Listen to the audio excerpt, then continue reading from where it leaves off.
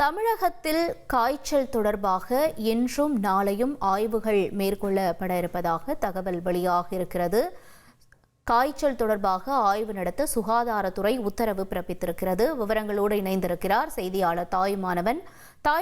வணக்கம். தற்பொழுது தமிழகத்தில் இந்த காய்ச்சல் தொடர்பா என்ன தகவல்கள் பரவிட்டு வருது?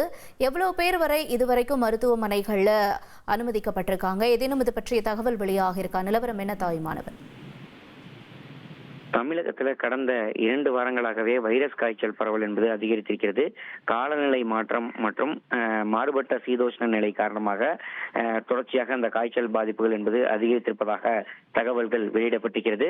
இந்த நிலையில தான் தமிழகம் முழுவதும் மருத்துவமனைகள்ல சளி, காய்ச்சல், இருமல், தலைவலி, தொண்டை பாதிப்பு உள்ளிட்ட அறிகுறிகளோடு சிகிச்சை பெறும் நோயாளிகளுடைய மாதிரிகளை சேகரித்து ஆய்வுக்கு அனுப்புவதற்கு சுகாதாரத்துறை உத்தரவை வழங்கியிருக்கிறது.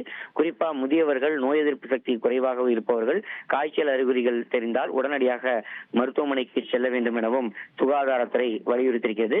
குறிப்பாக தற்போது பரவி வரக்கூடிய இந்த வகை காய்ச்சல் இன்ஃபுளுன்சா வைரஸ் வகை காய்ச்சல் தவிர வேறு எந்த வகையான வைரஸ் காய்ச்சல் இல்லை எனவும் சுகாதாரத்துறை விளக்கத்தை அளித்திருக்கிறது.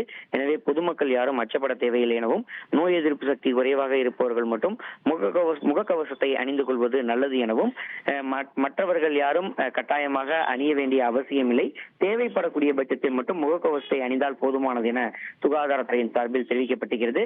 அது மட்டும் இல்லாமல் இன்று மற்றும் நாளை ஆகிய 2 நாட்களும் 38 மாவட்டங்களில் இருந்து தொடர்ந்து ஆய்வு நடத்தப்பட்டு காய்ச்சல் தொடர்பான அறிகுறிகள் இருக்கக்கூடிய பட்சத்தில் பரிசோதனை மேற்கொள்வதற்கு சுகாதாரத்துறை வலியுறுத்தியுள்ளது.